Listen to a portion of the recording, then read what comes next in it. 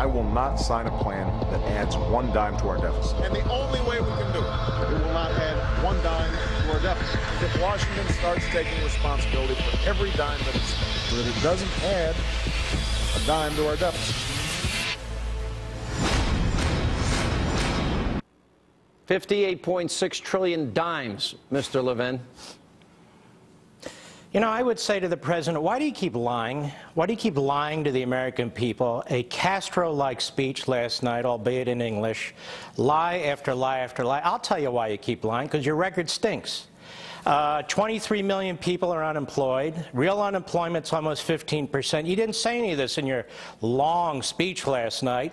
1 in every 4 families affected by unemployment. 8.5 million people have left the workforce, the lowest since 1948. 1 in 6 people live in poverty. Median family income has dropped by 5%. Meanwhile, the members of Congress are jumping up like clapping seals, applauding all this. Gasoline prices, the highest on record for any February 13th. The economy actually shrank. Nearly 25 cents of every dollar produced in our economy is taken by the federal government. He didn't say any of this. He didn't say any of this because it's embarrassing. It's a disaster. And here's the problem.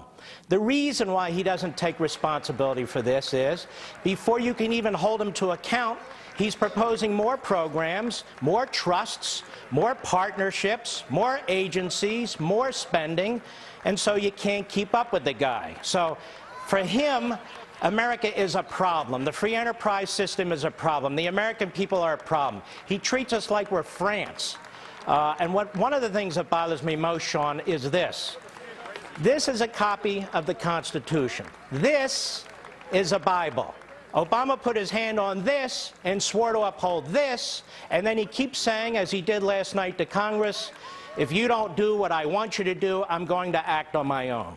Well, I hate to tell him this, but he's not a dictator. I know he thinks he's an imperial president, but the fact of the matter is we do have 3 branches of government. He has to work with all of them, but he doesn't want to. You know, I've used the term imperial president. You've used it. You know, in your book, Ameritopia, you actually said this is a post-constitutional America. Well, what does that mean? I mean, and especially we now see that if he doesn't like what he gets, he just uses executive orders, does pretty much what he wants. But in the context of what he's doing, what does that mean for the country? It means a disaster, because now we're a country of men and not laws. The President of the United States gets up there and gives a laundry list of things he's going to do to us, things he's going to do to our businesses, to our workplace, to our communities. That's not the way it's supposed to work. We're the citizens. We're not the subjects. And the fact of the matter is the Constitution does not confer this kind of power on the president. Big deal. He won an election. Congratulations. He won by 3 or 4%. He's not exactly landslide Barack. Okay, we get it. He's president. But the Constitution was not up for election on election night. And I'm sick and tired of him and his party and his sycophants constantly promoting ideas that will attack it. As an example, the Second Amendment. All of his proposals on how to change the Second Amendment. That Second Amendment belongs to us, we the people, like all the rest of the Bill of Rights. The First Amendment, where he attacks religious liberty. The Fourth Amendment, where he attacks due process. The Fifth Amendment, where he attacks property rights. The Ninth Amendment, which he ignores. The 10th Amendment, federalism, which he thinks is a joke. It's not a joke, and we need to start speaking out about this. All right, one of the things you commented a lot, and you know, look, the Republicans have a single house. If they are not united, then they have no power. So give me your best strategy. Look, and I'm going to get into Rubio in the next segment with you. You're sticking with us for 2. If I'm going to grab you out of the bunker, Levin, I'm holding you for 2 because it's a rare appearance. Right. So if they unite, they can stop him. They have power to a certain extent, but if he doesn't use executive powers. So what advice do you have for the Republicans? How do they battle this guy when he's using the same rhetoric, the same class warfare, predictable stuff? I mean, we saw it all last night on display, the same stuff. I'll tell you, Hal, start acting like men and women. Start toughening up. Start drawing lines and mean it. Just say no, as Nancy Reagan used to say, but just say no to Obama. Obama's addicted to government, he's addicted to debt, he's addicted to spending. Okay, well, we have a problem on our hands. We can't keep feeding it. So sometimes you got to make some tough decisions. If it requires shutting down the government a few days, you shut it down. Hell, we shut down the government every weekend. Everybody goes home, you know, except for essential services. Are they all there at the Agriculture Department and the EPA on Saturdays and Sundays? No. Well, we'll extend their weekend to Thursday or Friday. There are things that we can do and we must do. But most of all, speak out. Tell the American people what you see. Tell the American people what this administration is. Tell them what he's doing to this country. Stop acting like groomed politicians. Speak in plain English. What do you fear the most? I look at the debt and the deficit, and I'm saying, how does America now rob for our kids? It'll be the first generation where we leave the country worse off than what we inherited. I look at the world as falling apart. He's cutting defense, and we're giving F-16s to the Muslim Brotherhood along with our best tanks. So I'm worried on the national security front. What do you fear the most? Well, I fear it all. I fear exactly what you say. It's across the board. This president has unleashed so many attacks on our system, on our society, and it's obviously quite intentional. That's what he means by fundamentally transforming America. What he means by that is hollowing out our military, which he considers imperial and colonial type of a military that has done negative things. Imagine that, the commander-in-chief. He is not securing the border despite the propaganda. Anybody goes down to the border, you know it. He's using executive fiats to undermine existing law, whether it's welfare and the work aspect of it, whether it's our immigration laws, and now they're destroying our health care system, one regulation at a time. I fear it all. The issue is, what do we do about it? What we do about it is we dig in and we fight him every step of the way. Whatever he wants, he doesn't get. When he violates the separation of powers doctrine and starts legislating by fiat, we go into court. If we lose in court, we take him to court on another matter. We have got to use the political brass knuckles. We have to slow him down because this man's in a hurry. He doesn't like the constitutional system. He doesn't like separation of powers. He doesn't like checks and balances. So we have to do everything we can politically, legally, to slow him down. All right, when we come back, we'll have more with the great one. I want to get your thoughts on Rubio and his response last night, also the media's obsession with him taking a sip of water. We have pictures of, let's see, Obama and Hillary taking a sip as well. Mark Levin, stay right there. Last 22 months, businesses have created more than 3 million jobs. Last year, they created the most jobs since 2005. American manufacturers are hiring again, creating jobs for the first time since the late 1990s.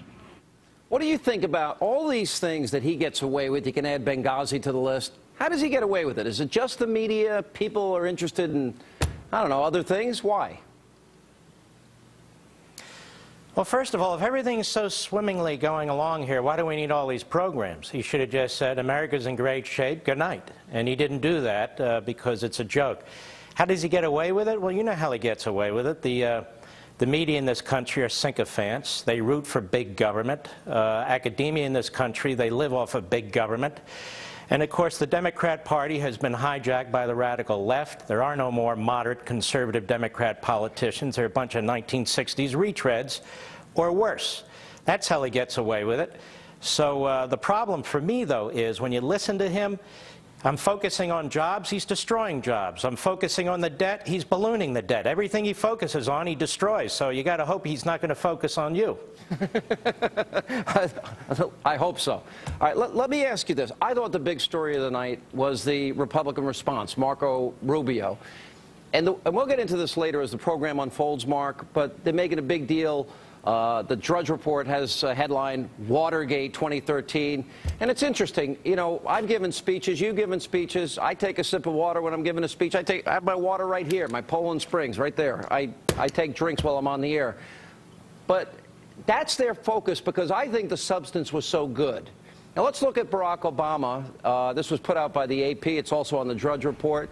Let's see, Obama taking a sip during the speech, Hillary taking a sip during the speech, Marco Rubio taking a sip during the speech, and you got 4,000 Google alert articles about Marco Rubio. What do you make of that?